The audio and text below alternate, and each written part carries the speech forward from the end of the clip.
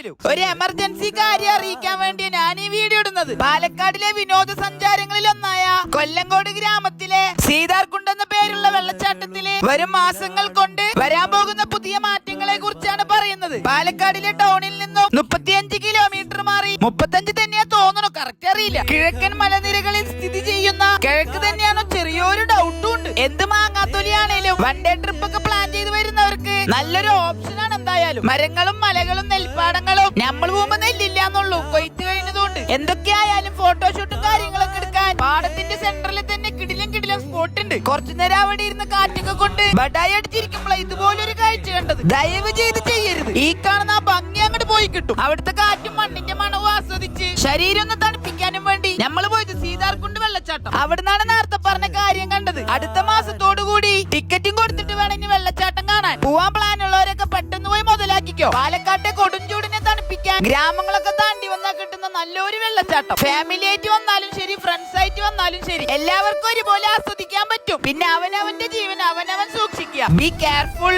ഇപ്പൊ പോയ നല്ല പനനൊങ്കും മധുരമുള്ള മാങ്ങയും വെറുതെ പറയല്ലേ മധുരമാണെന്ന്. മാങ്ങന്റെ അണ്ടി മുട്ടയടിക്കാണ്ട് ഒഴിവാക്കാനും പോലും തോന്നിയില്ല. വള്ളയും നിറച്ച് നേരെ ചെല്ലഞ്ചേട്ടന്റെ ചായക്കടയും കണ്ട് ചായ കുടിച്ചിട്ടും സമയമുണ്ടെങ്കിൽ ഒരുപാട് സിനിമകളൊക്കെ ഷൂട്ട് ചെയ്ത ചിങ്ങഞ്ചിറ അമ്പലവും പരിസരവും ഒന്ന് കാണാനുള്ള സംഭവം എന്തായാലും ഉണ്ട്. എന്നിട്ടും സമയം ബാക്കിയാണ്. നേരത്തെ കാലത്തെ വീട്ടിൽ കയറി അരിക്ക് എണ്ണം കൊടുക്കാൻ നോക്ക്. അപ്പൊ സലാം.